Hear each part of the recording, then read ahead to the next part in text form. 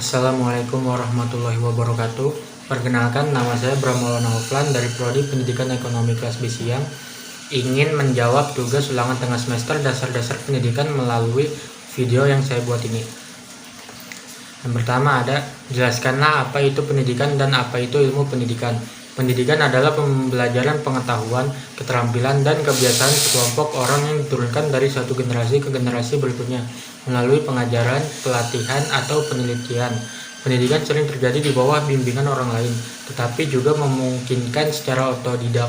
Ilmu pendidikan adalah ilmu yang mempelajari hakikat serta keseluruhan upaya pendidikan dalam arti upaya pembimbingan bagi peserta didik ke arah tujuan tertentu, yaitu dalam rangka mengarahkan perkembangan peserta didik seoptimal mungkin. 2. Jelaskan pendidikan sebagai ilmu pengetahuan dan sebagai sebuah sistem. Menurut George F. Kenneler, kata teori mempunyai dua makna sentral, yaitu teori dapat menunjuk suatu hipotesis yang telah diverifikasi dengan observasi atau eksperimen. Memandang teori dalam artian ini teori pendidikan perkembangan. 2. Teori dapat merupakan sinonim umum untuk pemikiran sistematik.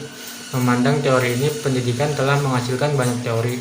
Menurut Ernest E. Bayles, teori pendidikan tidak hanya berkenan dengan apa yang ada, tapi juga apa yang seharusnya ada. D.H.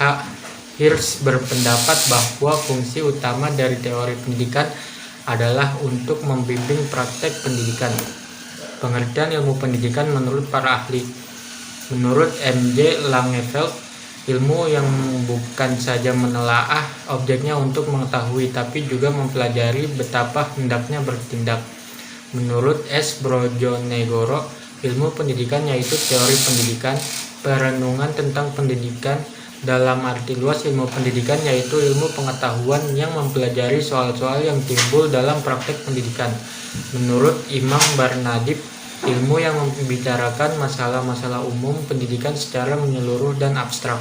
Ilmu pendidikan bercorak teoritis dan bersifat praktis. Menurut Diliar Kara, pemikiran ilmiah yang bersifat kritis, metodis, dan sistematis tentang realitas yang disebut pendidikan. Yang ketiga, jelaskan teori pendidikan klasik.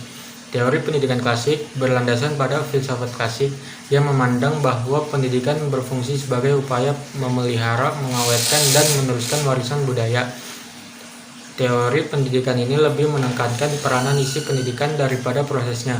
Isi pendidikan atau bahan pengajaran diambil dari sari ilmu pengetahuan yang telah ditemukan dan dikembangkan oleh para ahli di bidangnya dan disusun secara logis dan sistematis, misalnya teori fisika, biologi, matematika, bahasa, sejarah, dan sebagainya. Perbedaan pandangan tentang faktor dominan dalam perkembangan manusia tersebut menjadi dasar perbedaan pandangan tentang peran pendidikan terhadap manusia, mulai dari yang paling pesimis sampai yang paling optimis.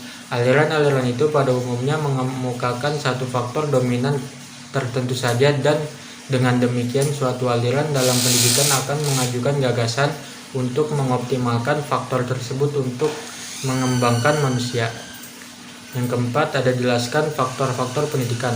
Faktor pendidikan yaitu suatu tindakan atau perbuatan atau suatu yang tidak disengaja diadakan oleh orang dewasa atau pendidik untuk mencapai tujuan pendidikan, tetapi berakibat anak sampai pada hasil yang sama dengan apa yang diharapkan atau sama dengan tujuan pendidikan.